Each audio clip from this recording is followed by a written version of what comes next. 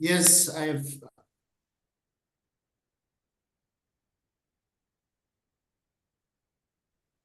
Hello, everyone. I'm Jack Beck. أنا جاك.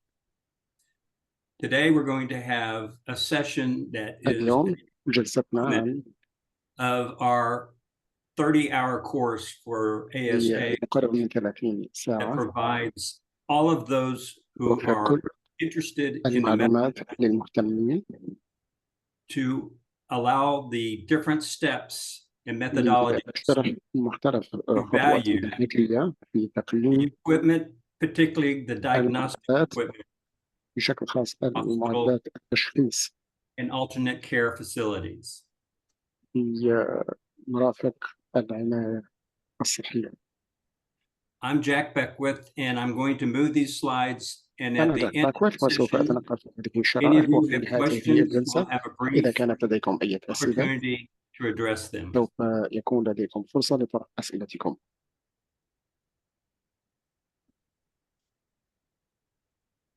My background goes over a period of 4 decades سيرتي المهنية لدي خبرة where I حوالي actually 40 سنة sold both new and used equipment في to مجال hospitals المعدات الجديدة and physicians. والمستعملة في المشافي والمرافق الصحية.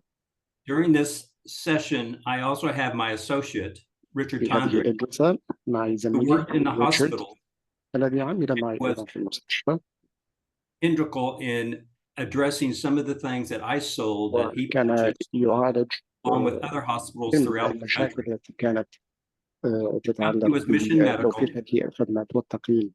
and in 1996, I sold في the business to become 1996 a price بعت الشركة إلى جهة أخرى for specific healthcare industry.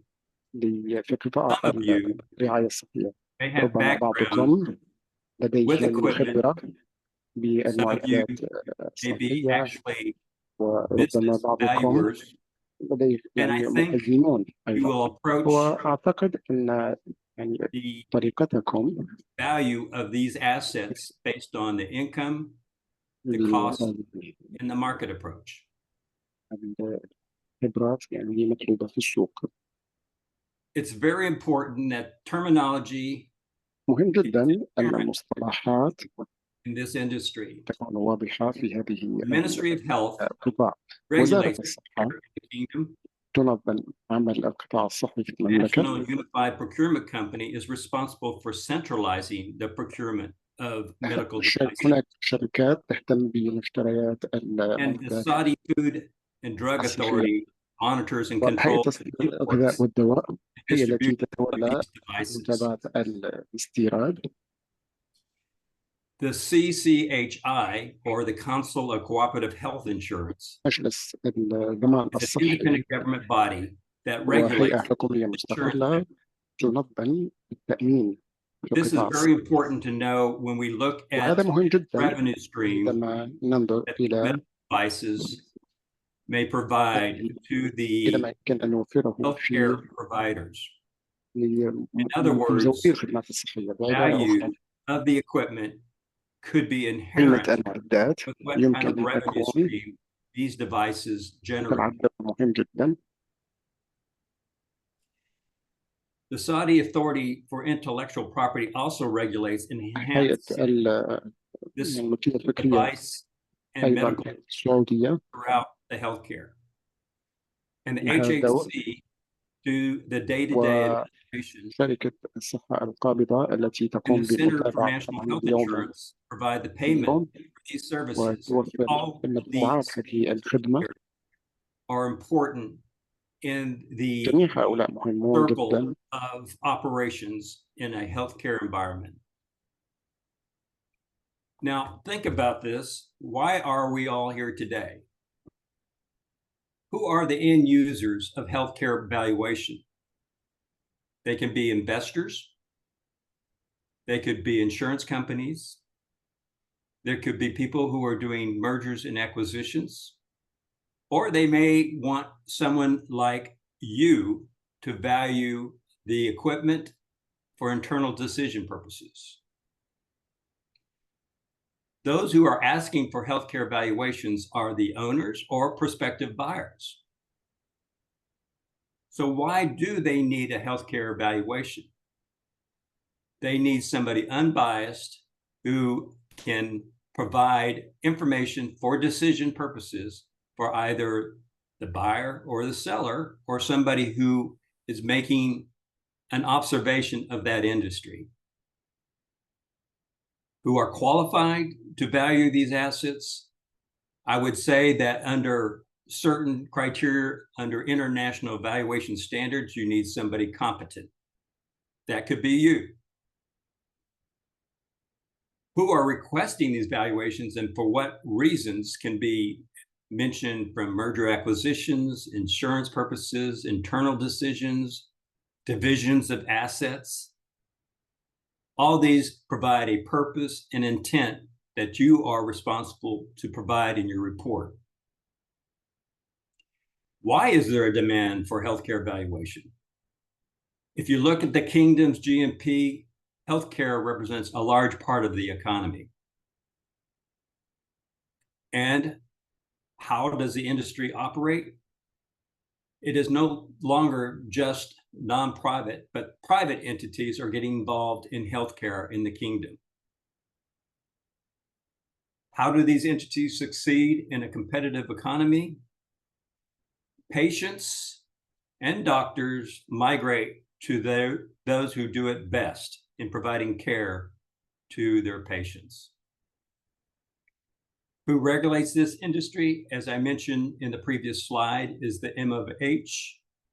So get to know that in your due diligence. One thing to know when you're walking into a hospital is privacy. You must respect the patient privacy and the health providers. There could be key information on monitors that should not be shared by anybody other than the doctor and patient. Do not look at their health files. If there's a conversation going on between the doctor and the patient, walk away.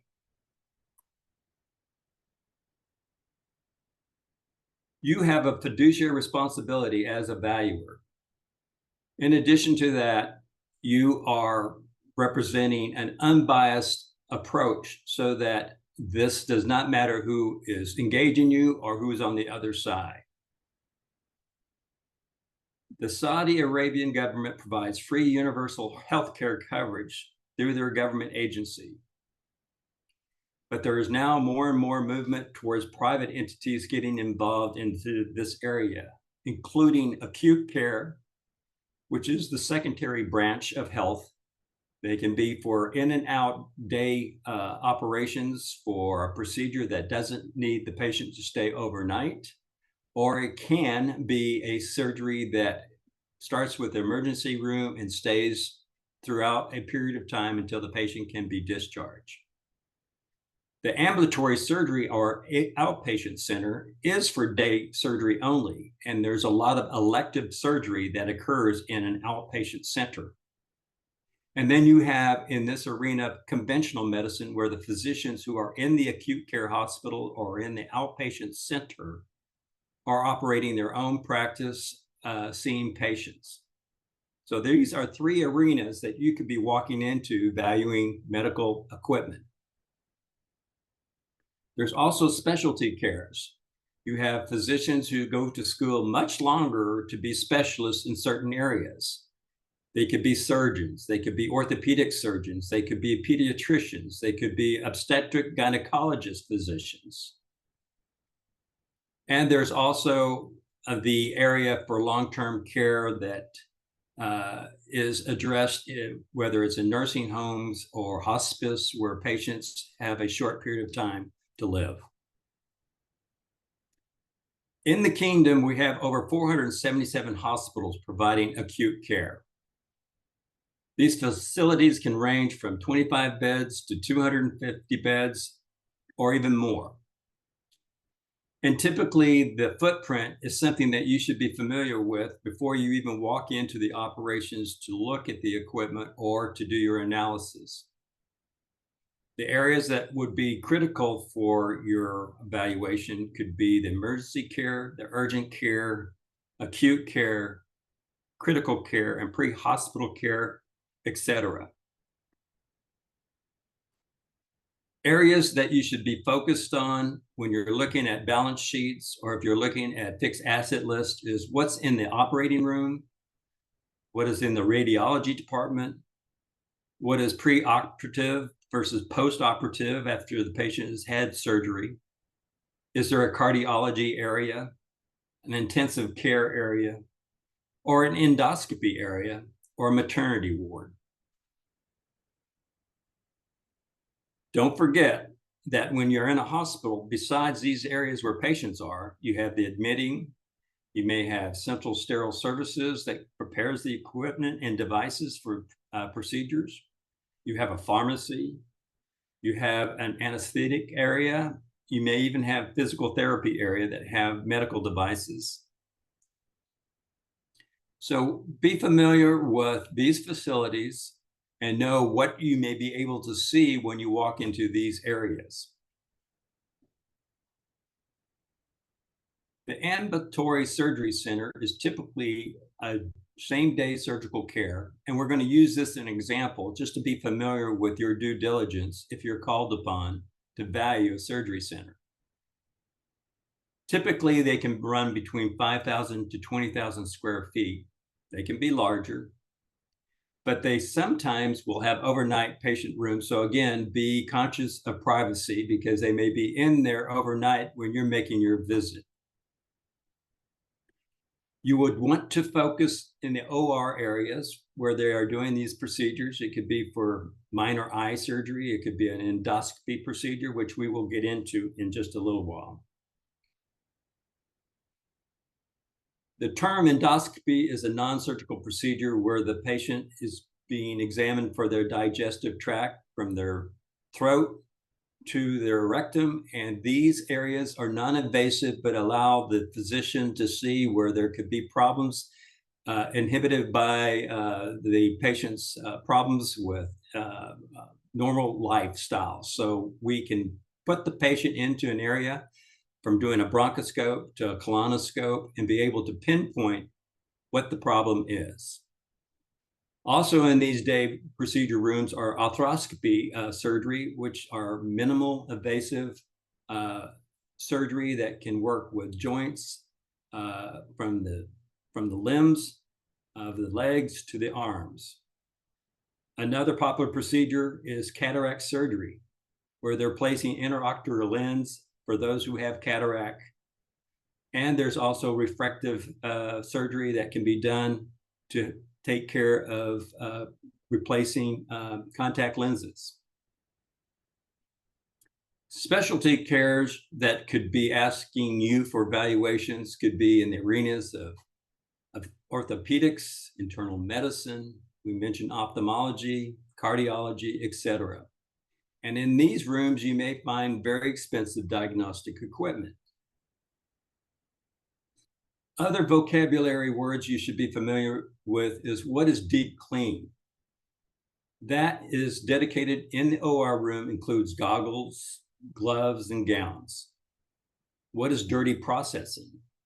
This is a high risk of area where your staff is exposed to cross-infection, bloody fluids, hepatitis, and HIV. So be cautious that you do not walk into these rooms without permission and properly attired with gloves, gowns, shoe covers, and eye covers. What is a clean room? This is where disinfection and sterilization takes place.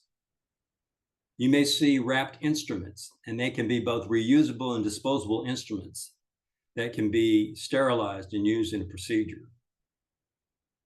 What does a covered piece of equipment indicate? That is a sterile field. So until the doctor or the nurse or the assistants remove that sterile field to do the operation, it should remain covered. If you walk into that room doing your due diligence and your inspection, do not touch anything without permission. Same thing with washers and sterilizers. If you walk into that room, make sure you have clearance and that somebody can assist you and answer your questions. Do not open up sterilizers.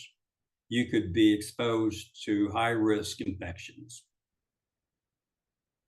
Now, it's important to kind of give you an idea if you're walking into a facility, what you may see and what it represents. So let's go over that real quick. This is an ophthalmology clinic. And what you're seeing here looks like a configuration of different instruments.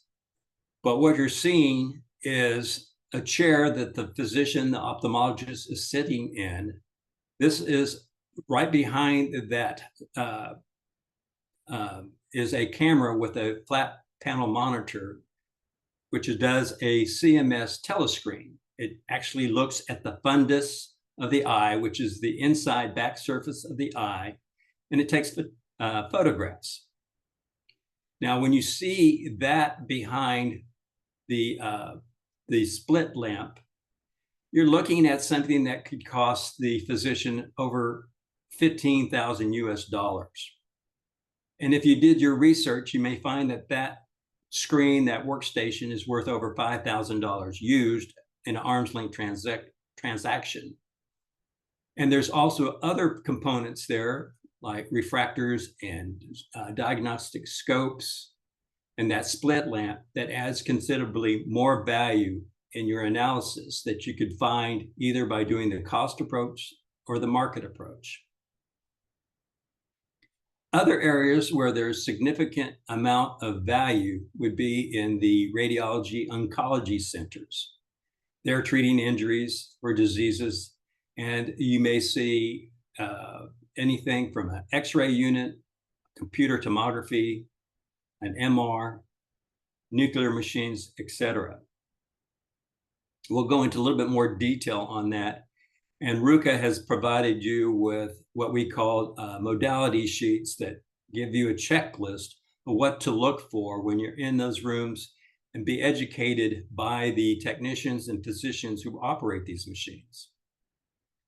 So the bottom line for all of you is, what is the problem? What are you trying to do in your scope of work? What is the evaluation required? What is the purpose to make sure your definition of value is appropriate? How is the appraisal going to be used? And more importantly, what is the effective date? What is the date of the value? Because all of you who've worked with valuation know it's a moving target. Are you valuing something currently? Are you valuing something in the future? Are you valuing something in the past? And make sure you pinpoint what the limiting conditions are. Is this an on-site visit, or is this a desktop? What is the property to be valued? What records are you able to request to look at? And where is it located? Are there multiple locations? This gives you an opportunity to plan your scope of work, to provide an intelligent engagement to your client, so that when you are engaged, you're taking as little of their time as possible and trying to do it in a reliable, relevant manner. Your engagement may include insurance, mergers, financial planning, financing, liquidation, etc. You may find out that you can consider all three approaches to value: the cost approach, the market approach, the income approach, or you may determine that only one approach is suitable for your assets that you're valuing.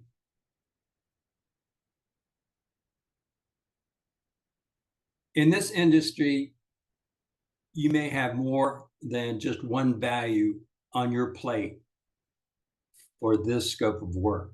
You may be asked to determine what the reproduction cost is. Or if you want to find a like-for-like asset that does the same type of operation, could be a replacement cost. Or it could be market value continuing or installed, removed, or various forms of liquidation. We can talk about that in the Q&A if you have questions there. Obviously, the cost approach takes in consideration the depreciation of your asset, both the physical, the functional, and the economic. We use that in our analysis here. Richard and I will look at their balance sheets, their original cost. We'll trend it up to replacement cost. We'll substitute when we do see a replacement cost. And then we do our age life. We try to calculate any technological deficiencies. And then we compare it to the market approach to see what's out there generally in the area, whether it's in Europe, the Middle East, or in the Americas. And then we also look at the future benefit of the revenue stream that device can generate for the health provider. The business valuer is looking at that same piece of equipment as to how much could that equipment develop in rent or from a lease? What is the appropriate capitalization rate that it should follow? Forecasting its benefit, is it stable or is it not stable? And discount rate is chosen based on the goodwill, any external factors, equipment condition, and the features. In our classes, we teach what the difference is between present value and future value, and that is part of the calculation of time value of money. So in essence, if we're looking at a present value of 10,000 SARs, and we want to look at the return over 7 years at 12%, we could see that the investment would approximately bring in $4,500 if we're looking at it from the income approach. If we want to discount and look at that $4,500 investment, and we want to use 12% over a 7-year period, then we know what we need to have in hand. So we're looking at present value called discounting, and we're looking at the income approach. That's important for our leasing of medical equipment. Leasing is a very big part of this industry. You have not only the original equipment manufacturers leasing their own assets, their own equipment, but you have leasing companies who, instead of the health provider using their own credit, using the lease to generate income with their patients.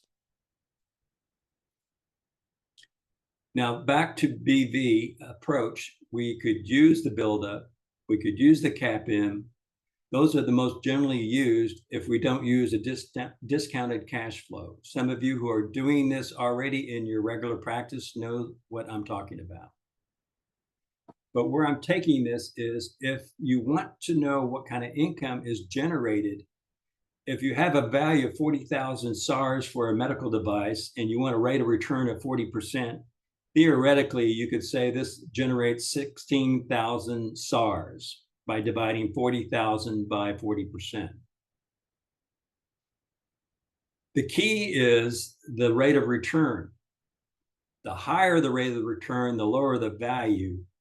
The lower the rate of return is a higher value. Example here is if we use the 16,000 SAR and we exclude any operating expenses, it could be the salary to operate the machine. We could use the net income and divide it by the cap rate or the discount rate of 40% and find out our value of fair market of that machine is 35,000 SARs. My point is 35,000 SARs using 40% cap rate versus, let's say that you want to use a cap rate of 20%. If you did your same division, it would be a 70,000 value. You can see that value goes up when the cap rate is lower. Now, if we use all three methodologies for that device, we could say the cost approach was 100,000 new for that device. We did our analysis on age life and functional and economic depreciation, and we arrive at 40,000 SARs for our subject. we go out into the marketplace and see that that same device is selling between 35,000 and 40,000 SARs, we could say it's somewhere in the middle if you want to use the mean approach or the median approach. Or we could do our division that we just did on the previous slide and say the value by the income approach is 35,000 SARs. This may not be realistic in the real world where they're this tight and close together by using all three methodologies. But as an example for this class, you can see where you can make your analysis and determine what is more appropriate with the information that you've been given.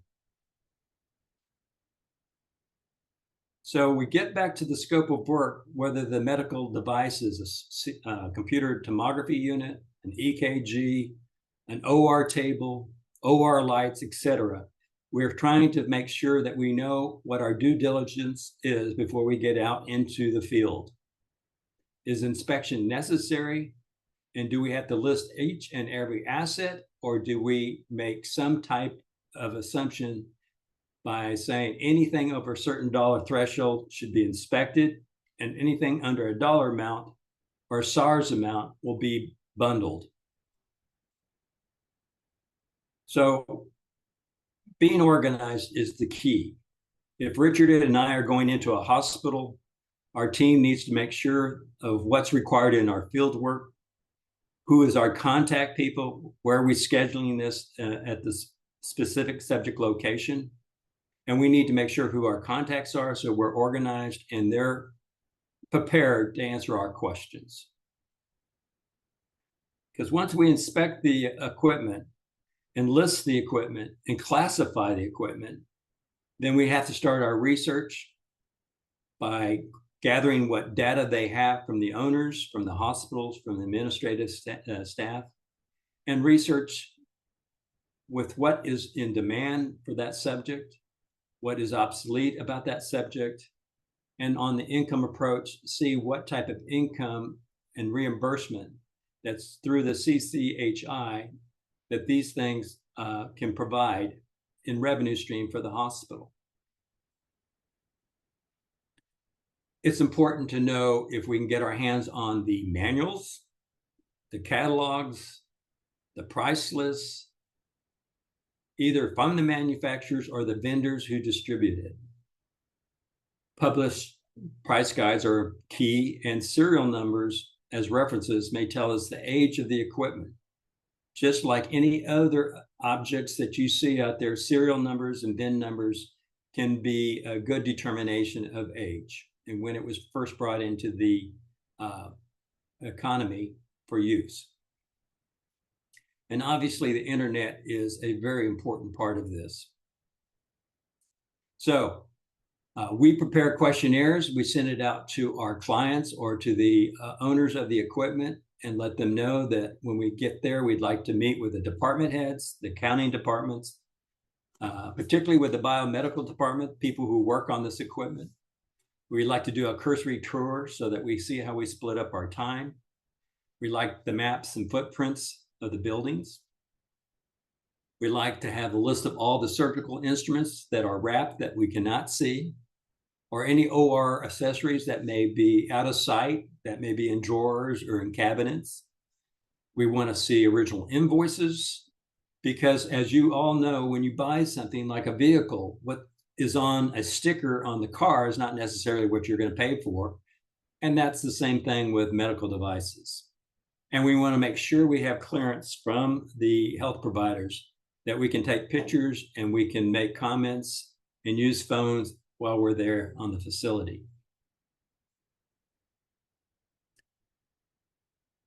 The communication is important to know that when we are looking at balance sheets, depreciation schedules, fixed asset listings, we want to tie it in to what we see out in the field. We want to know what's idle, what is going to be scrapped, what's not going to be used, what's not owned. There could be things there that's on consignment by the manufacturers that do not belong to the hospital. We want to know what's on a lease. We want to know what has a service agreement. That may add value. If I have a $2 million MR machine operating and it has a service contract that runs about 10% of the original cost, that's added value that goes with that modality. And I want to make sure I have a footprint of where everything is so that we do not miss a room that could have a lot of value, similar to what I showed you in the ophthalmology area that may be behind a closed door. So here are some of the fixed asset records you should be asking for and looking for. And if it's not necessarily a medical device, it could be integral to the operation of the hospital, and its highest and best use is personal property and not part of the real property or the building. An example would be this medical compressor and vacuum pump that's going to be driving up to the OR room, air, gas, and vacuum that's used on patients. Now, a compressor with a pump like this could cost $50,000 new. So you need to know where this is. It could be in the basement. It could be located off the building premises. Look for it. Some of you are familiar with backup generators. If electricity goes out in the hospital, they have to have a backup generator so patients are not compromised by lack of electricity to continue with the procedure. Backup generators are usually locked, so you're going to have to know the maintenance director to get in there and unlock this. A machine that is this capability of 250 kilowatts could cost hundreds of thousands of dollars. So don't overlook this in your due diligence as well. And then you have the gas manifolds that are not part of the real estate that supply the flow of medical gas that can provide oxygen, medical air, carbon dioxide that enlarges and stabilizes the body cavities that are going through endoscopy procedures, or nitrogen that's powering up the pneumatic devices that are used for orthopedic surgery. These are also very important components in your due diligence. And then there's water. Do they have a reverse osmosis system that cleans the water that's going to be used in procedures? This is not part of the building either. So look for reverse osmosis systems that may be anywhere on the footprint of that building. Also, when you work in plants, you're going to see boilers that are dedicated for the whole building. But you may have standalone boilers that are dedicated to the sterilizer that's being used in central supply. And as I had mentioned earlier, there's biomedical equipment that is being supervised and the responsibility of the engineers who keep tabs of the equipment with tag numbers, with the make and model. And they are your keys to the kingdom and understanding what this equipment's history is. Has it been repaired? Has it had improvements? These engineers can be very helpful in your due diligence.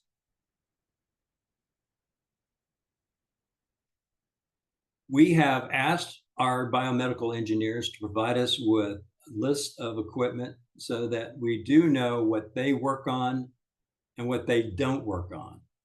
Many times, diagnostic modalities like CTs, MRs, X-rays will be serviced by the manufacturers.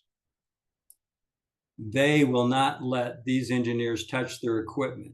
And if they do, it's because they've been authorized and given the ability to touch that equipment, and it does not remove the warranties that go with it.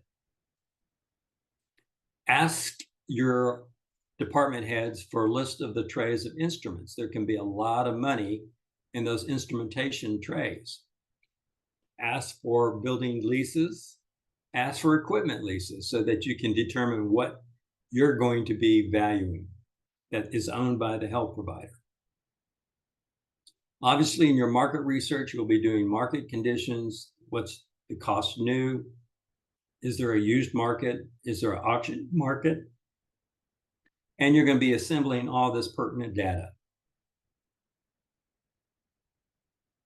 Now, there is, in many situations around the world, and this includes other parts of the country and globe that I've visited, where they have on the equipment, whether it's the original equipment or it's rebuilt or remanufactured. Normally, if something's been remanufactured, they have done improvements, they've replaced key items on that piece of equipment. And because of that, it doesn't reflect the replacement cost. There'll be a percentage of that replacement cost that a rebuilt or remanufactured device is worth, and you need to know what the difference is. A lot of times when Richard and I look at balance sheets, we could tell by what is posted whether they bought the equipment new or remanufactured. There's a difference. Just like buying a car right off the showroom, has it been driven before, or is it right off the showroom without any mileage on the odometer?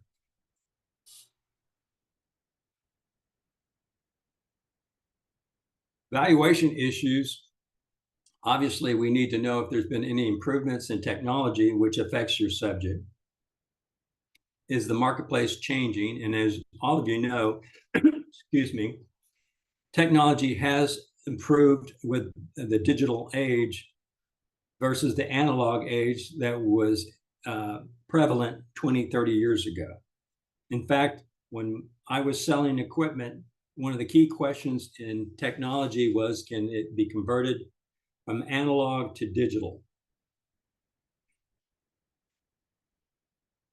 And as you see on the last line here, no one in a hospital environment pays list price. That's the starting point. So be sure that you know what that starting point is. There are, in some cases on your subject, you need to know if there's some planned and unplanned obsolescence. And unplanned obsolescence could be something that's inherent in that device that's been effective maybe externally, where the government, the kingdom, says you can't use that equipment anymore. It's affecting the health of the provider and the patient. And that would be instant obsolescence on the technological side, as well as economic side. Another key is the reimbursement. This industry is reimbursement driven. So if you have a Da Vinci robot doing surgery, it may have a reimbursement higher than the doctor doing the surgery with his own hands. You need to know if that particular Da Vinci robot can be sold. Does the manufacturer put limitation of what can and cannot be sold on your device that would affect your value? Here's an example of why things are not necessarily what you see as list price.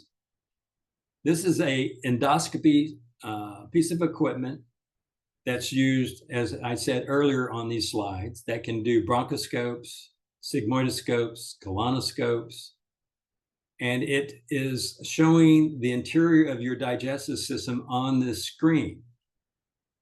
You have a camera, you have a monitor, you have the printer, and it's on a mobile tower cart. These scopes that you're seeing here are what's actually being used on the patients. These scopes can list for over $44,000 US. But if you purchase in large volumes, there could be as much as a 20% drop in cost because of volume purchases. And a lot of times when you're saying, well, I know this equipment's not new, you would not value it on replacement cost, but you would be valuing it on the cost approach or the market approach if you can find it out there.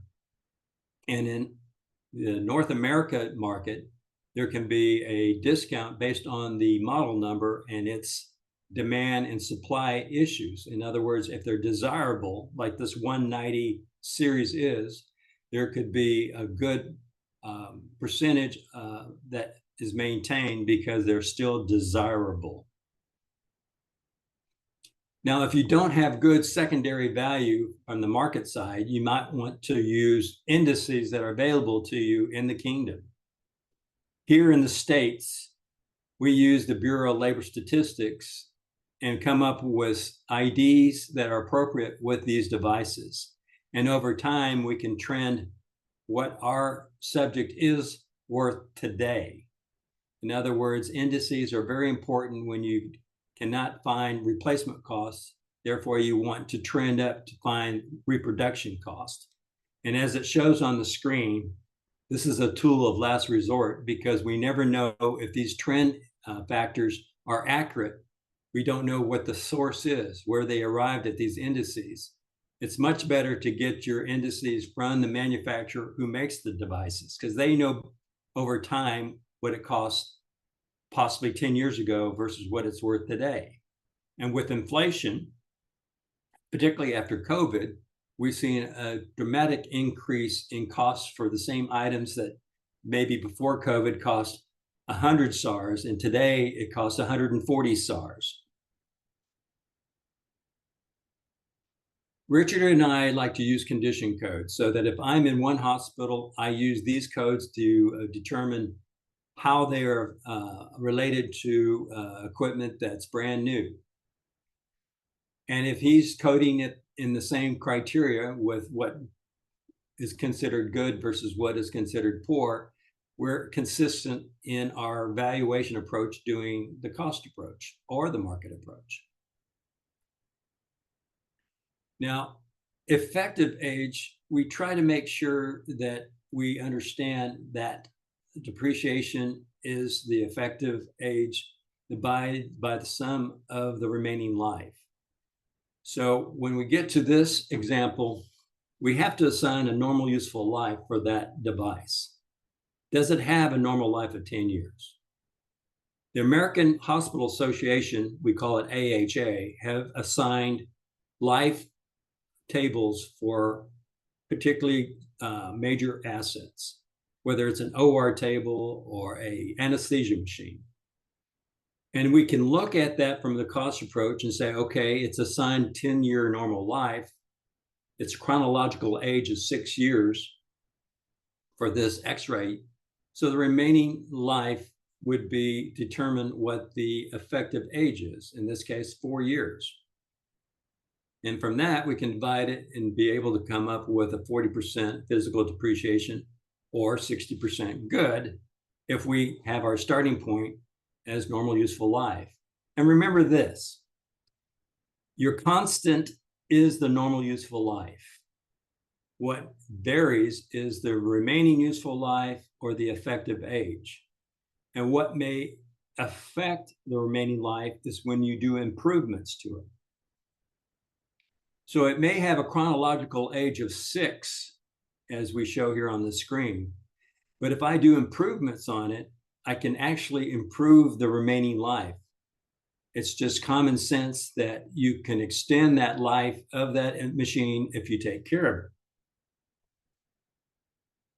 So there's some ways of doing that by saying it's curable or it's not curable. And this is very important when you're dealing with diagnostic modalities, where you're finding out what you can improve the remaining life and what you cannot improve the remaining life. So as an example, you may have a CT X-ray tube that's already been used 1 million scans, and that's normally the life of a X-ray tube. But if you replace that X-ray tube on that CT, you may extend the life. You wouldn't have a replacement life, but you would improve it as much as 80% good. And that could be a direct measurement in your calculations. So you need to ask yourself when you're looking at very expensive modalities, whether something can be cured or not cured. And those are the questions you can also be educated upon by the people who use that machine. In some cases, new technology has replaced what you're looking at, and that would be incurable. In some cases, technology can be added to your subject, and that is curable. And we give you an example where a nuclear camera is 25% more energy efficient than its predecessor. So there's no way that you can do improvements if that new technology has replaced the old technology. So you, in essence, have a 25% functional obsolescence penalty that you need to assign to your subject. Again, what is curable, what is not curable? So when you see this slide, make that notation of whether it applies to your subject.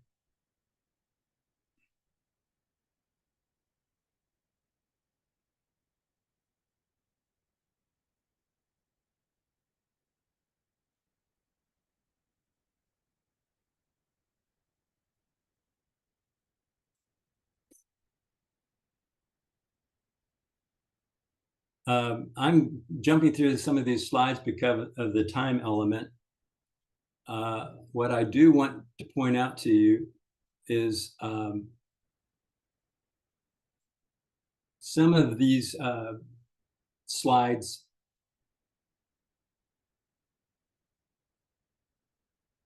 I'm sorry, I've spoken before moving the slides.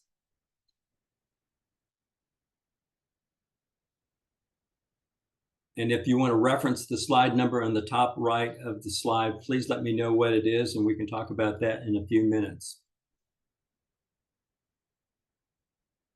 For some reason, I got off sequence here.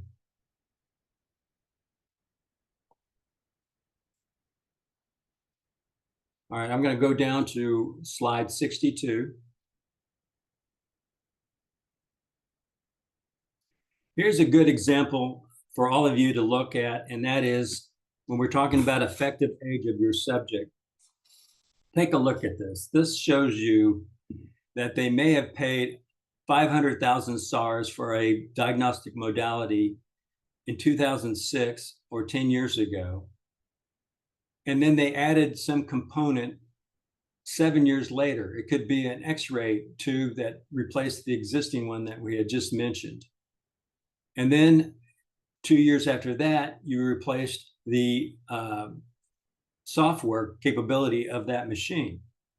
So in essence, you could trend up these different components to see what the weighted trended historical cost would be.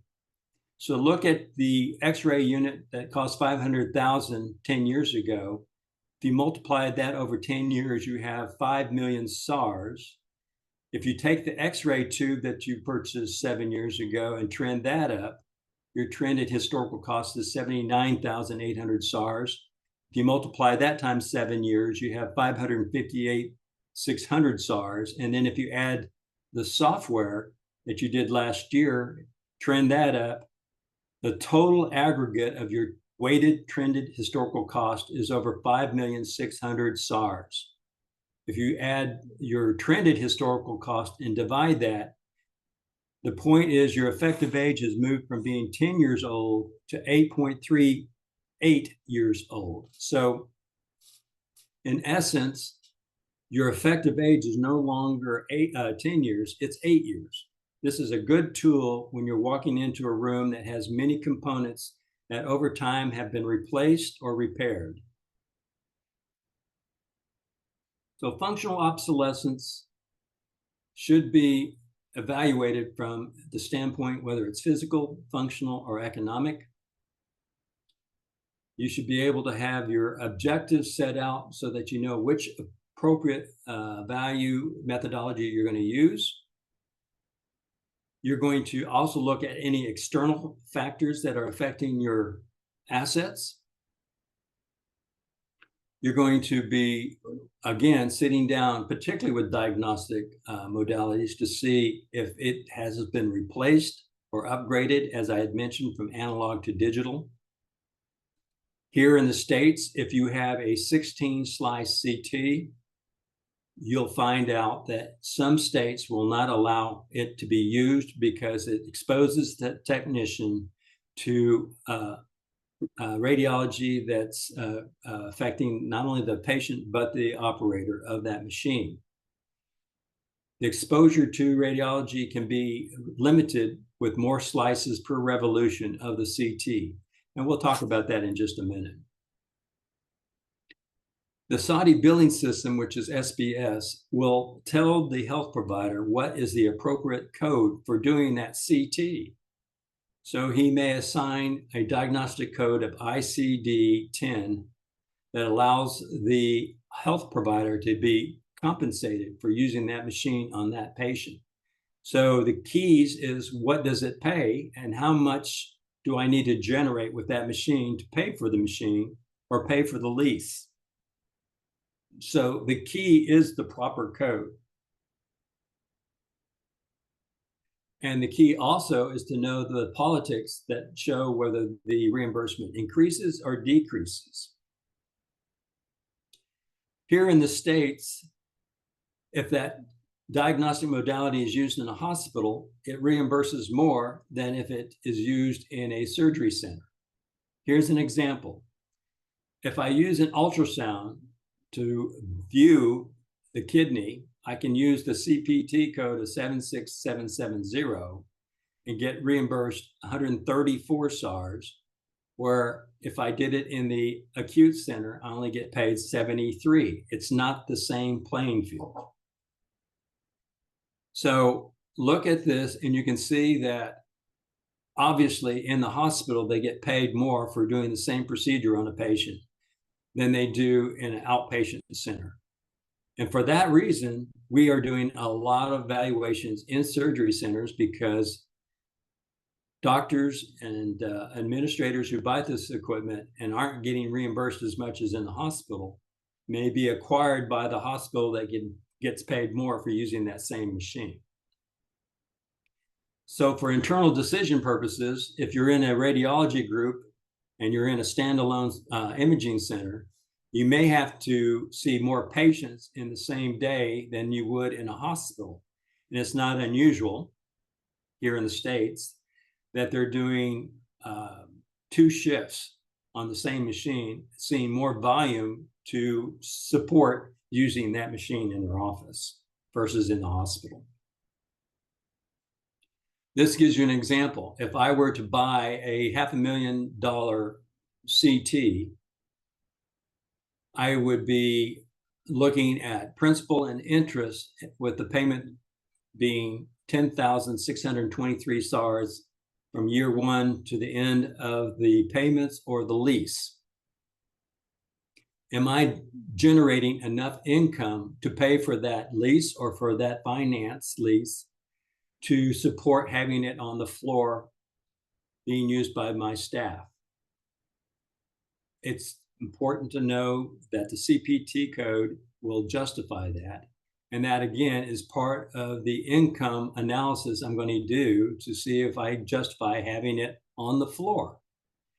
I'm also affected by the economics of obsolescence when I've got equipment that's analog, and I see that over time, in this case from 2017 to 2026, the reimbursement using analog radiology is going down. So it's important to know what are critical in the use of that machine, whether those features can affect value by the software, the PACS, which is abbreviation for picture archiving and communication, the transducers that are used for the calculations. The transducers are used in ultrasound, so that if I'm using one transducer to look at carotids in the throat, or a transducer to look at the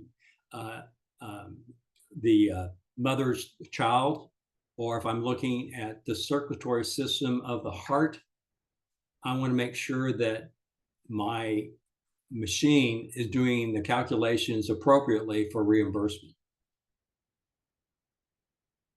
Here's an example where we have a CT, a computer tomography unit that's 16 slice. And as I had mentioned earlier, these are becoming obsolete here in the States because they do not rotate fast enough to give the image of the patient's tissues for purposes of completing a test. Today, CTs can go up to multi-slices of 320 slices. This allows a higher resolution, gives an excellent image of issues like the coronary arteries. So this would be obsolete technology if I were doing coronary arteries as a cardiologist. The CT operates with a gantry. Inside that gantry is a detector, a data acquisition unit, and a photodiode. And I'm going to try this, Ruka, and see if this actually shows you a demonstration. And if it does, we're good to go. If not, you can find this on your link. I tell you what, it's going to take too long to go to YouTube, so I'm going to let all the class participants use this website to see how the inside of a gantry works on a CT.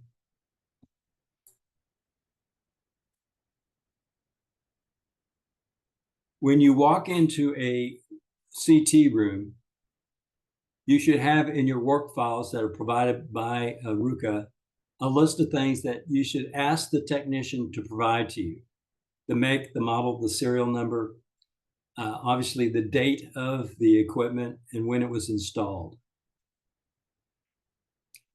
You need to obviously take that model number and know how many slices it has per tube, which we discussed. You need to know what's on the workstation. You need to know the software version. And then there's options on that software where you can do 3 dimensions, you can do angio studies, you can do fluoro, you can do cardiac, etc. Some of these are applicable to your subject and some may not. And those questions you have prepared ahead of time. Excuse me. Other factors you need to take in consideration when you're doing an analysis of a CT is what are the various costs of getting it to the proper value level. Is there freight in your evaluation? Is there rigging? Is there electrical? Is there a foundation issue?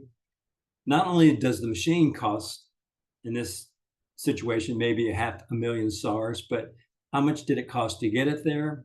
The rigging to get it permitted and loaded on the truck. Was there electrical charges to install it? Was there a particular foundation used for the CT? And all those could be added on to the original cost of the machine itself. So as we had mentioned earlier, what is the market value by the cost, the sales comparison, the income approach, and your conclusion. So just for the simple fact of I've given you some guidelines, let's take that same CT that we showed you just a while ago and show you that a 64 slice GE CT over time has actually, excuse me, gone down in cost. Again, it's a sign just like your computer has gone down in cost. When it was first introduced in 2005, a 64 slice CT cost $1.5 million US. Look at it later on, when it's 2014, it cost about $500,000 US. So technology has forced down the cost. This information was, by the way, collected by the original equipment manufacturer, GE, who not only sold it new, but in some cases traded back when they sold newer technology and took the old and remanufactured and resold it used. So you have a good tier of levels of value from new to fair market to liquidation. So if I'm looking at fair market value for this 64 slice in 2014, what cost $505,000 is now $240,000. That's about 48% good. And that orderly liquidation, or OLV, is basically what GE would pay for that unit as a trade out. Excuse me. So 135,000 versus buying that same unit new for 505. So you can see the dynamics of whether this is a CT or an automobile or a truck or a lathe or a packaging machine. something new at 100% can go down as low as 27% new under a liquidation environment. So this is a guideline that can be used for your market approach. If you compare the GE to the Toshiba, you can see that doing the same operation of 64 slice is less value than the GE. And what is the reason? In the States, GE has a better brand, better name. It would be like saying Chevrolet versus Mercedes. Also, it has a lot to do with the service level and with the operation of the equipment, the reliability of the equipment. So even though it does the same procedure, it may cost less. So this is why it's very important for you to know what replacement cost is as your starting point. And then you can do your various forms of depreciation. So our students in the regular class may be given an exercise. Excuse me, let me clear my throat. The exercise is to say we have a 64 slice CT. We're given a serial number. We're telling the student how many exposure counts it has, what condition it is, how old the chronology is in the current year, what the software is, what the normal life is, and we may be able to do a value of this machine by all three methods. Now, I don't expect any of you to do these calculations right now, but it's just to give you a brush stroke of how you could do an analysis of the CT using all three methodologies. If the valuer comes up with 337,500 SARs, how did he determine that by the cost approach? Well, he may have looked at that slide that I just showed you and took the 450,000 SARs and came up with a depreciation of 25% and came down to that 337,000 SARs. Or he may have looked at that same table that I just showed you and see the range between GE and Toshiba was between 200 and 250,000 SARs and used that as his fair market value by the market approach. Or he may have come back and said, no, I used the income approach and I looked at the income that had developed less the expenses of be it a payroll or overhead and used a discount rate and came up with a 40% discount rate to come up with 252,000 SARs. And I would imagine that he did a blending here of all three approaches to arrive at fair market value of 225,000. So again, it gets back to the analyst. How did he find the most reliable and relevant approach for his subject using one or all three methodologies? For you to see how I do this every day, I look at this sheet as what it costs for that same CT by Toshiba, make and model and serial number, and when it was purchased in 2005, what the original cost was. And at that time, it was 1,467,000. And I indexed it. As you can see here, the index is 35% of what it cost new back then. In other words, that technology brought the cost of that CT down by 65%. So my replacement cost is not 1.5, but 515,000. And I do my percentage good based on depreciation. And I arrive at a DRC, or a depreciated replacement cost, of 238,000 SARs, or US dollars. Now, when I do this, I compare it with the market approach because the market approach may tell me what forms of obsolescence by the economy that I can't measure using just the cost approach. So here, another example of using the original cost, indexing it down to today's cost, taking out the depreciation because of the amount of slices on the tube head, and coming up with a fair market value of 213,000 SARs plus the freight, installation, and tax to come up with this amount using the cost approach. And then using the market approach, I can see that the difference can be the same or different. I point this out to you because if my depreciation is higher using the cost approach, it could be that my indice is inaccurate. And I could have a big discrepancy, in this case, 61,000 SARs, because my index was incorrect. So again, it's the tool of last resort. Do not use indexes that you're not familiar with.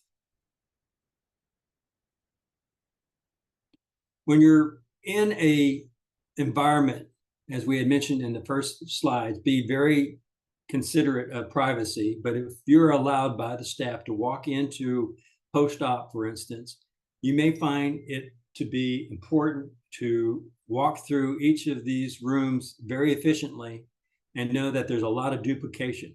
Each and every one of these gurneys are going to be probably the same make and model. You just need to determine the serial numbers to differentiate, in this case, which one you were looking at. Also, there's a lot of duplication in the vital sign monitors behind it, as well as all the diagnostic units and that are sitting there to monitor the patient. These are links that you can use to see if they're applicable to your subject. I use these. Richard and I both get a good relationship with these vendors to find out what's changed over time, what's in demand, and what's not in demand. We also go online to find out what is available for comps. These are comps that show you how a C-arm sold for a lot less than when they first were introduced. These are good comps for our market approach. When we write up our notes, the manufacturer vendors that we may be contacting will ask us some of the key issues here, or they may educate us again that some of these things are increase or decrease in value based on their availability and demand.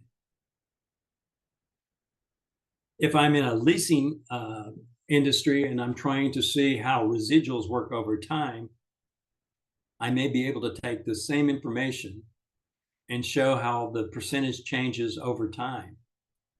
In other words, if I have a gurney that in 2012 cost X amount of dollars, and it's 1 or 2 years older, I can see the change over time and I can graph it, develop a matrix, and see how that multiplier from year 1 to year 8 changes. In other words, what is 1 year old is probably 93% good, and the same asset over time that's 8 years old is only 54% good. But this is good history to use for arriving at residual values. And if I'm doing the income approach, I may be able to say with that same subject, what is the appropriate discount risk factor for that particular company, that particular hospital, that particular clinic versus overall over time based on the risk and the time that we are going to be looking at in the future, what it should generate for investment purposes. So all of this revolves around what is the reimbursement, how does it affect by technology, and what is the utilization that's being used, and is it cost prohibitive on the patient being treated? Those are questions for the income approach.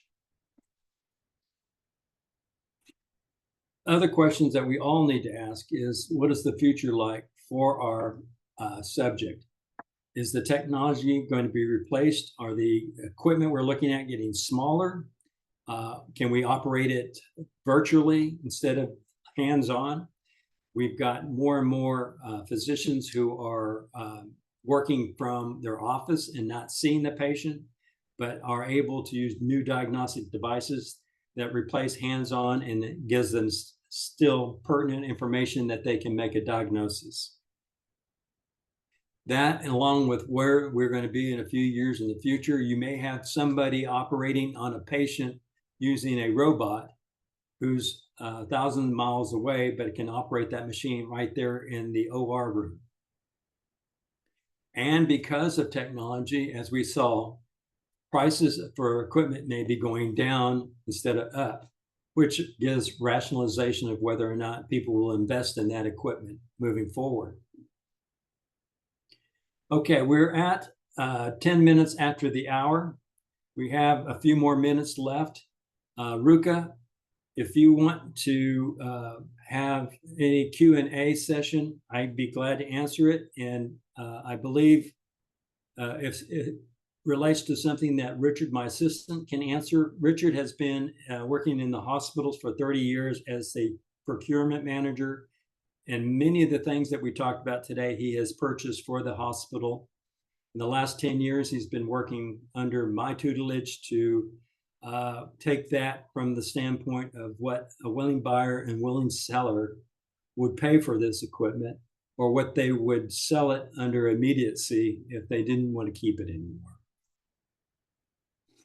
So Ruka, I'll turn it back over to you. Thanks, Jack, for the presentation. Right now, I've got one question. We are inviting more questions if you still have from our attendees. So I'll read the question. When valuing only the medical machinery and equipment, how big is the second-hand used market for these type of equipment over the world? Yeah. Ruka, I was in the kingdom in 2019 discussing this with biomedical engineers there in Riyadh. And that was a question of concern. They had equipment that no longer was going to be used, and it's sitting idle. And they were wondering what the secondary market value was of this before it was retired. We have vendors, major vendors, that can be reached out to see if there's a demand for it in other parts of the world. In other words, there could be on the eastern coast of Africa, it could be in the Indonesian market. The question is, what are the obstacles of removing that device from location in Riyadh and getting it to the second location, going through customs and duties? Conversely, if there's a choice by private investors in Riyadh or in other parts of Saudi Arabia, and they'd like to have the option of buying something used, what is the availability there? Now, Richard has reached out to vendors who buy equipment from our clients and relocate it to other parts of the world. The question is, what are the obstacles of getting something pre-owned into the kingdom? So you've got two challenges. You can go onto the internet and find out asking prices for used diagnostic equipment, like this CT we talked about. But you've got to know where that particular price is located and what are the different prices to get it to the location you desire to have it. So there's a lot of trails into getting it from point A to point B. And that is a challenge probably even today, 5 years later, speaking to this class right now, is if I find I can get a 64 slice CT in Italy, but I want to get it to Riyadh, what are the challenges of getting it located? Or conversely, if I want to sell that same machine from Riyadh to Italy, what are the challenges to get it there? The vendors are the key. Maybe they know the challenges and are already looking at customs, duties, freight, permitting, and can add that to the calculation of what is real cost. Richard, do you want to add anything to that scenario? I think you're on silence. Yeah. there is a demand, and again, the cost of moving from one point to another may indicate the value paid for whether it's liquidation or fair market value. The ability for it to be supported after it is moved is also important. And what are the economies of scale or the values of what that similar equipment may sell for in different markets around the world. So quite often you may have some equipment in the United States that is sold at a much higher cost or replacement cost new, and then you see that same machine outside of the United States sold at 30 to 50% less, and may have different restrictions. So outside of certain markets, it actually has more value, whereas opposed to in other markets, the secondary market values may be very, very low. So understand, as Jack said, where it's coming from and the logistics of getting it either out or into the market that you're looking at. Yeah, Okay. I think right now, Ruka, we've got some clients that want us to help them remove major pieces of equipment from the States and relocate it into Europe and into Asia. And the question is, those vendors who are interested in buying it are trying to add all the incremental cost of getting it from point A to point B. And as Richard says, once it's there and hooked up, can they continue to operate it and deliver the highest and best use of that machinery? And how they maintain it going forward is also very important. Okay, thank you so much. Maybe I can add on to this question. Which equipment have got a market internationally, on the international market, which are mostly demanded, used equipment, which type? Richard, why don't you give them an understanding of what diagnostic modalities are in demand for transfer overseas? I'd say heavily your MRIs, your CTs, and your radiography rooms are in demand continuously around the world, whether it's coming out of markets where you see, in Asia, where you see equipment replaced frequently with new equipment because they're using an accounting depreciation schedule, and at the end of 5 to 7 years, that equipment still has a long life expectation, but due to their standard practices, it's replaced frequently, and then that equipment then gets sold elsewhere. But imaging equipment overall, I think, has the strongest appeal and ability to put from point A to point B internationally than most other equipment. With the exception of, well, even your ultrasounds may, again, your diagnostic on the ultrasounds and your imaging probably are the strongest markets. One thing that we've learned over the years, Ruka, is the manufacturers can be very supportive, or they may not be very supportive of seeing other people's assets in the hospital that they did not sell originally. So the biomedical engineers for these specific hospitals and acute centers and in the doctor's office themselves may be trained to work on that equipment and can keep it operating even though it's not brand new and sold by the manufacturer themselves. So keep that in mind, supporting the equipment after it is removed from one location and placed in another location. And the same thing, like I said, conversely, if there's something sitting in the hospital idle right now that the health provider wants you to value, but it's not going to stay, they want to remove it, the vendors who can remove it and relocate it are very important in your data collection. Okay, thank you so much for that. I've got another question. Is inside or outside not considered as valuing medical equipment? Say that again, Ruka. is inside or outside not considered as valuing medical equipment, like ex situ, in situ situation, the premise of value? I don't understand. Can you kind of explain that a little bit better for me? I'm lost. Like when you are doing valuation of medical equipment, Right. do you consider premises of value such as ex situ? That is when you are valuing for it to be taken out, or as it is in the position it is? Yeah, yes, that's a good question.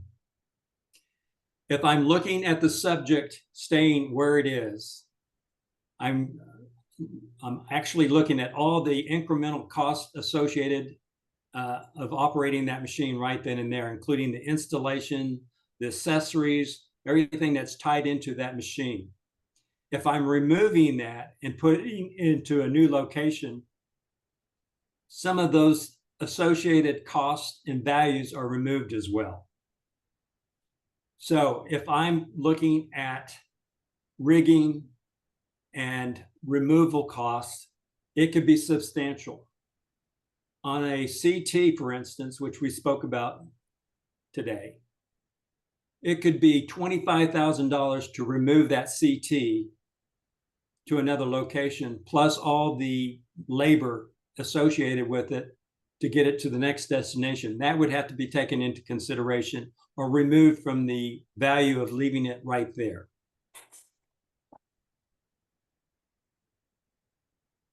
Okay, that's fine. I've got another question. I've just translated it for, I'll read it.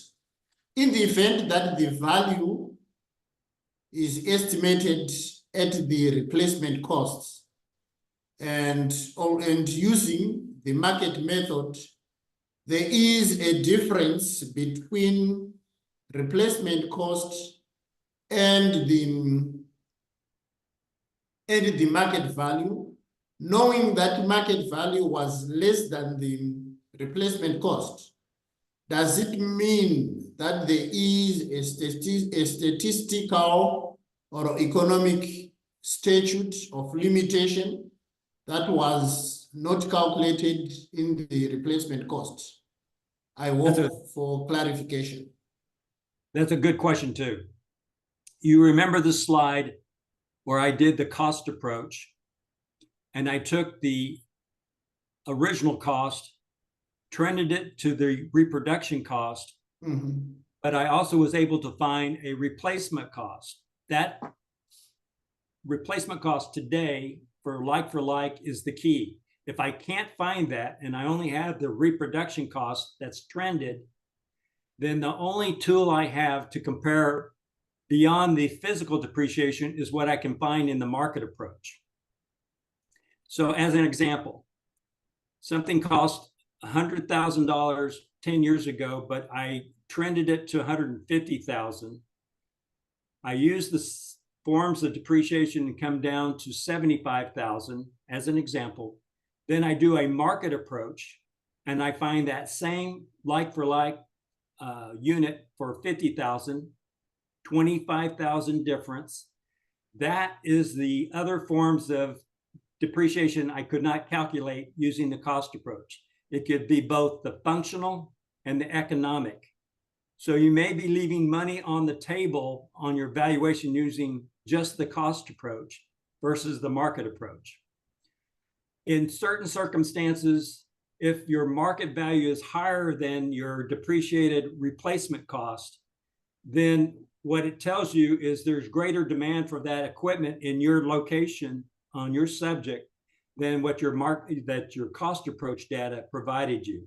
So it's nice to have two to compare with each other, because what bubbles up to the top with the market is forms of depreciation you can't calculate using the cost approach. Okay, I've got another question. How is the Chinese market influencing the market for medical equipment? Do the clients actually consider a cheaper Chinese equivalent with a much less useful life? Another good question. We've experienced this, and Richard, you can speak on this from your own experience. The normal useful life, based on who makes it, where it's made, how reliable it is, can change. We do have more and more equipment being built overseas by American companies now. And because of the quality of the work, it has a shorter life. And getting parts also affect its remaining life. Richard, do you spend time in the past looking at the brand to make your calculation of whether to spend more for something that has a longer normal life versus something that costs less with a shorter life? Yes, you're looking at the two factors again.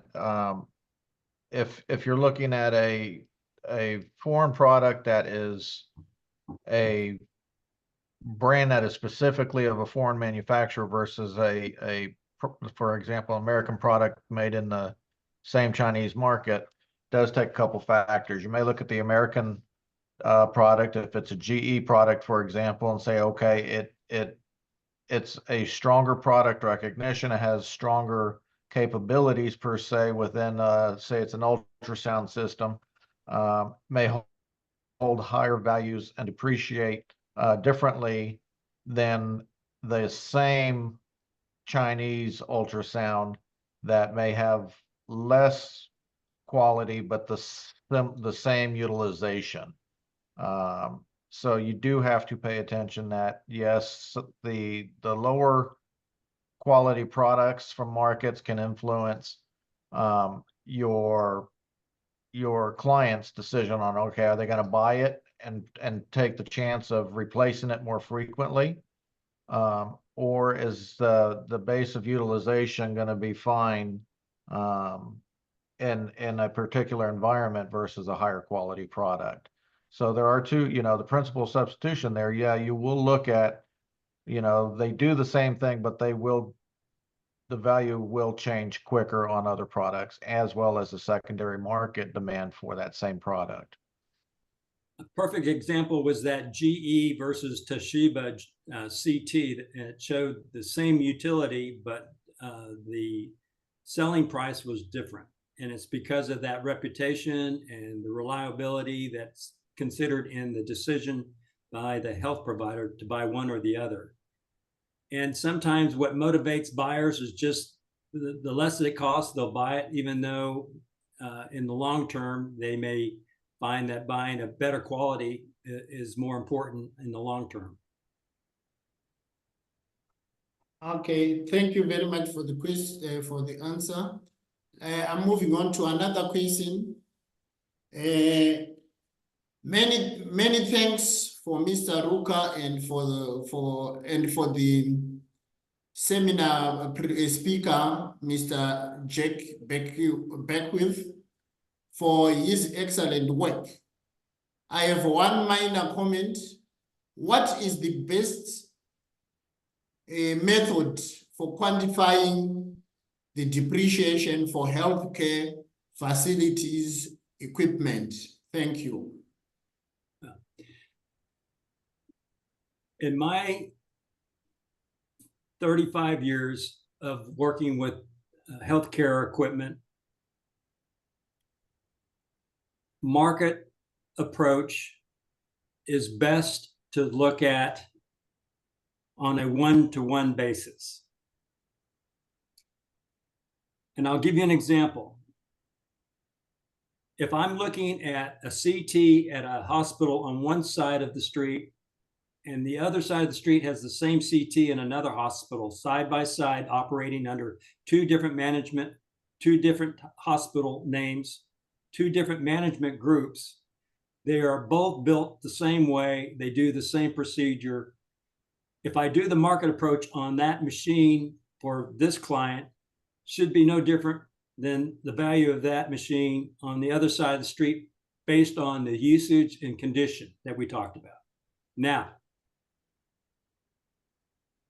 the person who asked this question, if he were to value that same CT but the management on one hospital does a lot more volume on that machine than the machine across the street, I may have a different value for the operation as a whole if I can separate all the specific costs related to that machine. So the answer is, am I looking at the revenue stream and the future benefit of that machine? It may have a higher value than if I just use the market approach, because the principle of substitution is I could take that same machine across the street, put it side by side the other hospital, and they both would be generating the same kind of income based on the management, the personnel, and the patient level that's going through there. So I have to understand the intended use and what my scope of work is for that project. So I may have one value on the market approach as just a standalone being used for a decision purpose, where on the other side, the income approach is telling me how much a willing investor or buyer would pay for that in that setting with all the intangible factors revolving around it.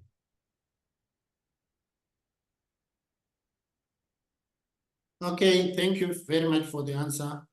And I've got another question. In valuing a health facility, how do you treat the land and building elements?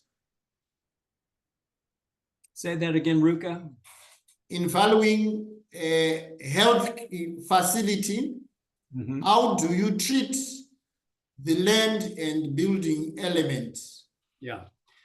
So we have a discipline difference between the personal property. As I showed you, we're looking at anything that's attached to the walls that can be removed without changing the integrity of the highest and best use of the facility.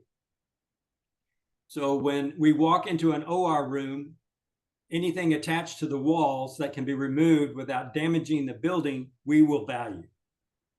Anything that's behind the walls, like the piping, the suction, the air that we talked about that's being pushed through there by the compressor, that would be the highest and best use of the building. And my real property people would be valuing that portion.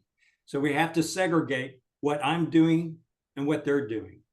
And generally, anything that damages the highest and best use of the building stays with the building. Okay, thank you very much. Another question, can you please outline sources of asset lives of healthcare equipment? One more time, Ruka. He wants to know the sources of healthcare equipment asset lives. Okay. What are the sources? If I understand the question, he wants to know, how do we determine the life of the equipment, correct? No, how do you, where do you have any source for the lives, normal useful lives? Yeah. The source.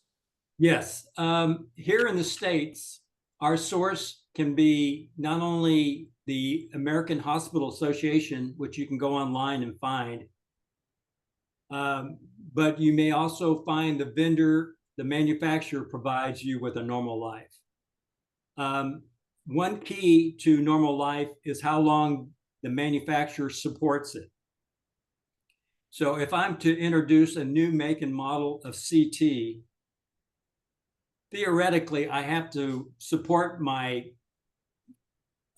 customer by providing parts and service for that unit over a lifetime of maybe 10 years, 8 years, depending on what the asset category is. American Hospital Association calls me and asks if we would redo their life tables. And that's pretty tricky.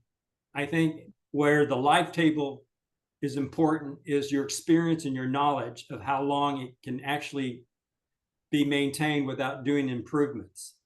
And if I were doing analysis in the kingdom, I would reach out to, number one, the biomedical engineer who works on that machine. I would reach out to the vendor who sold the machine to the hospital, and ask them how long they'll support it. And from there, I have a window of time that I would consider a normal useful life before you do any improvements to it. So my example would be this.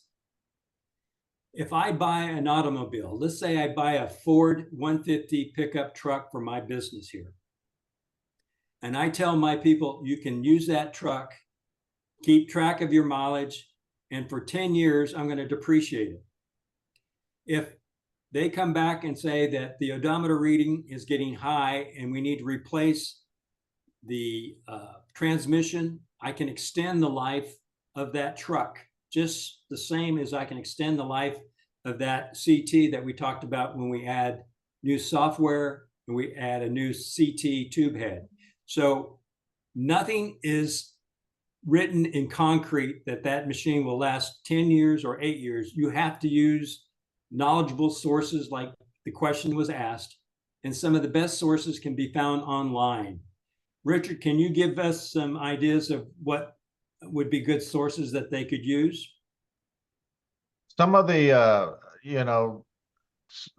some of the, what would you say, they like, if you're looking at radiology systems, look at the societies that guide and make recommendations for the use of those systems. Speak to some of your major vendors to see what they're seeing in the marketplace, and know that it changes. If you look at for example, the average age of an MRI has actually gone up by 2 to 3 years in the United States, up to about 14 years old now for an average age of an MRI, where the stated normal useful life may be 8 to 10 years. And 2 years ago, that was actually, the average age was lower. So you can see people are keeping the equipment longer. But look at the societies that create forums for these people to interact and ask how the equipment's changing and what's going on in those marketplaces themselves, along with understanding how long a vendor has to support a product after it's been discontinued. That greatly impacts the market life. Right. Ruka, Richard's wife is a critical care nurse. She works with infant babies that are premature, and she goes to particular seminars where the manufacturers educate her as to, when she's using this equipment, how it can be maintained and used productively for her care. And they're a good source. I would imagine that if any of our analysts today in this session were to reach out to the manufacturer or to the doctors themselves or the nurses themselves, they will tell you that this piece of equipment, particularly if it's a major piece of equipment, may have a life of X amount of years. Not to say that it won't last longer, but it would give you a framework to start your analysis. Okay, thank you very much. That is very clear. And I've got another question as well. Could you please provide examples of published price guides for healthcare equipment? Normally, it works where if you go to the health provider's facility, they will have published price lists of what is the list price of equipment. It's there available for them. In Richard's office, before he joined EAGI, he had a library of price lists for everything that was sitting in the hospital. That's your starting point. He can also say that if you call the vendor and get permission, they will tell you what the suggested list is for this equipment. But remember, when I was going through the slides, what's listed is not necessarily what is the cost. It's whatever you can negotiate. So it may have a list price of 10,000 SARS, but by negotiating on volume, it may be less by whatever percentage. But the starting point is a price list, and that can be available there at the hospital site or by contacting the vendor and asking for a suggested list price. And it's not also uncommon, especially in the United States, that healthcare groups, even your independent offices, belong to what's called group purchasing organizations. Yeah. Those GPOs take the volume of their members to negotiate better pricing for all their members as a additional starting point or additional discount level when these hospitals, when these medical clinics go in to purchase new equipment. That has moved into the used market to some extent, but the refurbished and used markets can be a bit tricky again because of age, use, and simply volume on what you may be purchasing. That's interesting. Me as a valuer, if I approach the supplier or the manufacturer, they are not going to give me a discounted price. And but my client, they had a discounted price. Which one should I go for now when I'm doing valuation? Should I go for the discounted or should I go for the original price? Because if I am doing a research, the supplier definitely will give me the original price without discount. So which one should I take when I'm doing valuation?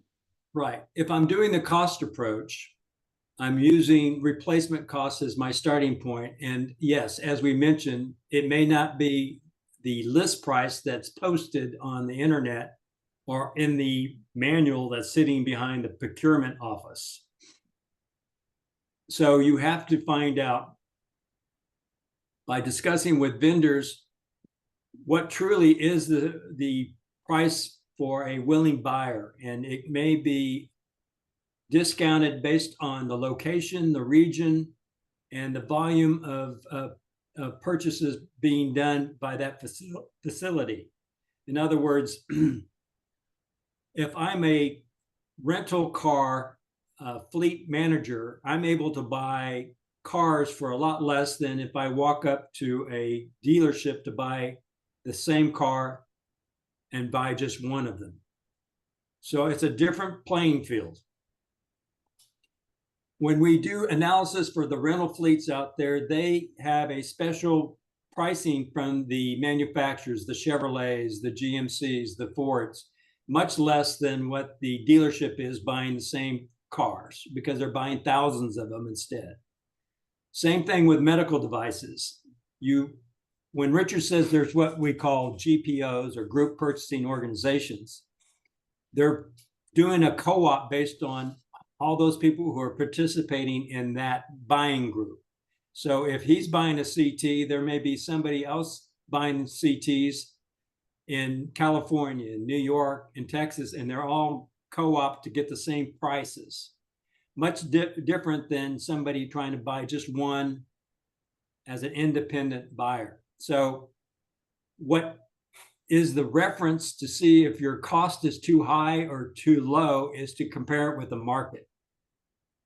Because like for like on the market will blend in all of the differences of what your buying power is by looking at what somebody can buy that on the secondary market.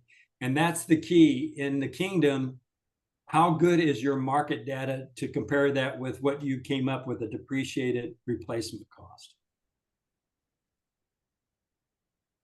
And okay, it's all right. You can continue. Yeah, and not to complicate the issue also, but on your higher dollar diagnostic products and even in some of your laboratory products, another thing that you have to look at is, are those prices discounted in agreement with usage or service contracts? So you may have product reagent agreements that may further discount the purchase of a product over time, and or you may have service contracts where they actually make more money servicing the system over years. So you've got to understand that when you look at your market, if you see an outlier, is that encouraged because they have other revenue streams coming in from the vendor selling it? what he means by that is if you buy a lab piece of equipment, let's say a hematology unit or a chemistry unit, the money being made by the manufacturer could be the reagents they're selling to the health provider.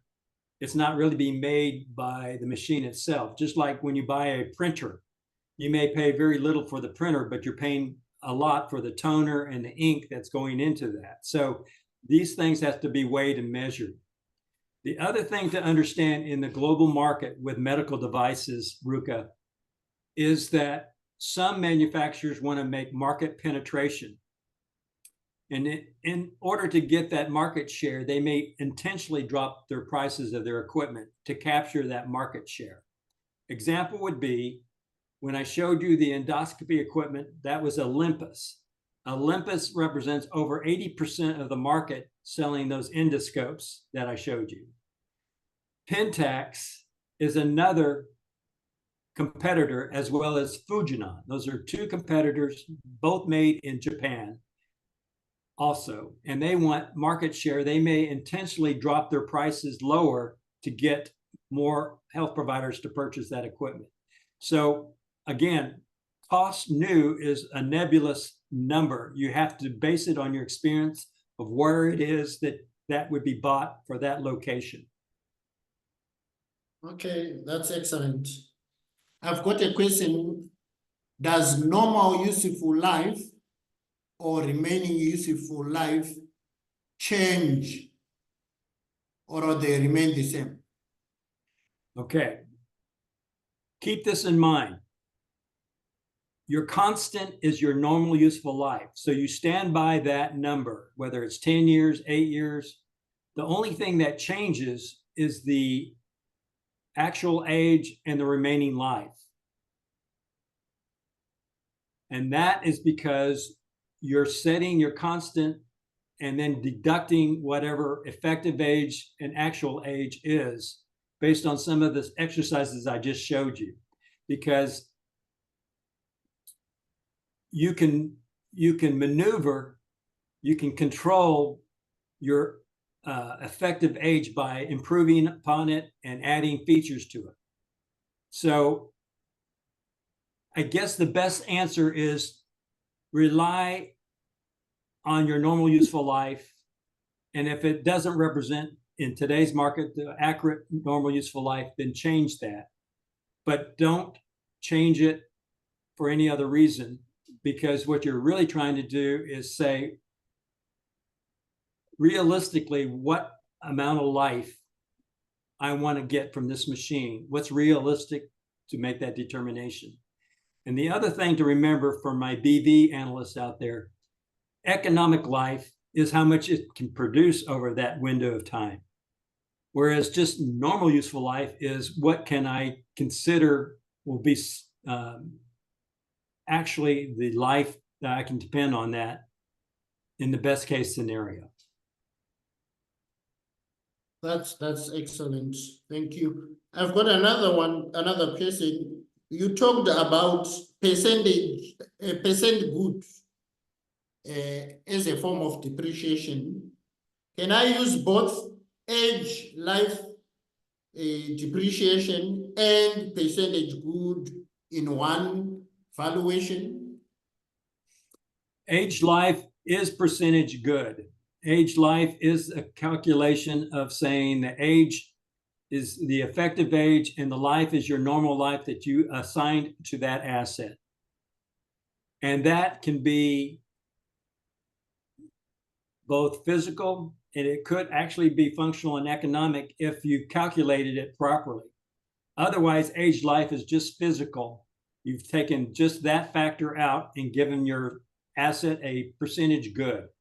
It's 10 years life expectancy. It's 5 years old, so you have 50% good. But does that consider economic or functional obsolescence? And as I mentioned earlier, the only way you can find that additional obsolescence is doing a market approach and comparing it. Okay, one last question. I think it's Shoaib. Are you still there, Shoaib?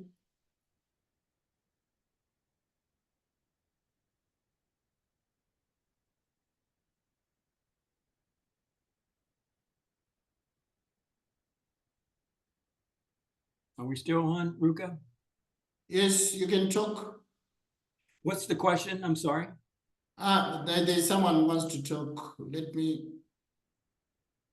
Yeah, I see his hands up. I just can't hear him. Yeah.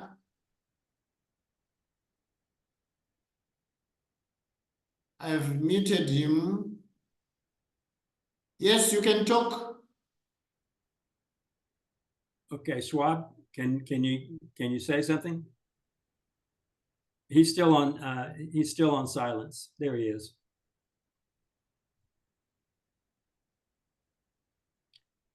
I'll tell you what, can he just ask you the question, Ruka, and I'll Okay, yeah, can you write your maybe he's still, yeah, I hope he's still there. He's still there. okay.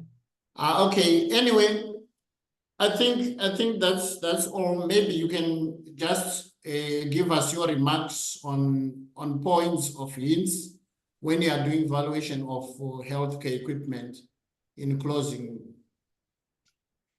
Well, I think it gets back to what we were saying here when we walked through the facilities and we're trying to understand the questions. What is being asked by our client? What are we trying to do? Are we trying to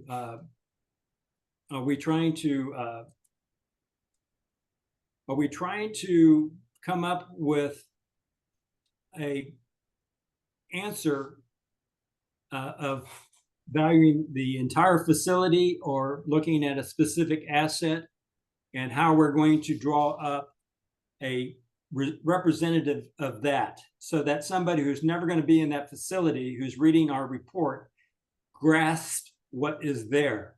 So if I'm in a large hospital, I want to be able to go from department to department to department and break it out by categories. If I'm in the OR room, am I looking at surgery tables?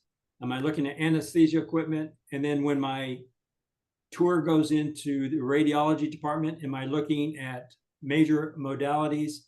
Am I identifying it properly? And then do I report that in a way where I thread the needle so that somebody who will never be there understands what is there on the floor? The other thing I need to make sure is, do I value all these assets, or do I bundle them into subsets that represent smaller threshold values, and still describe that I walked into that room and saw accessories and support items that are not major in cost, so that when somebody walks away, they said, it may have cost 50 million SARS to build this hospital with the personal property sitting there, but after my analyst walked in there and wrote it up and put a face on it so that I know exactly what's there moving forward, the value, whether it's arm's length and continued use, or whether it's arm's length to be removed, I have a appropriate value assigned to it.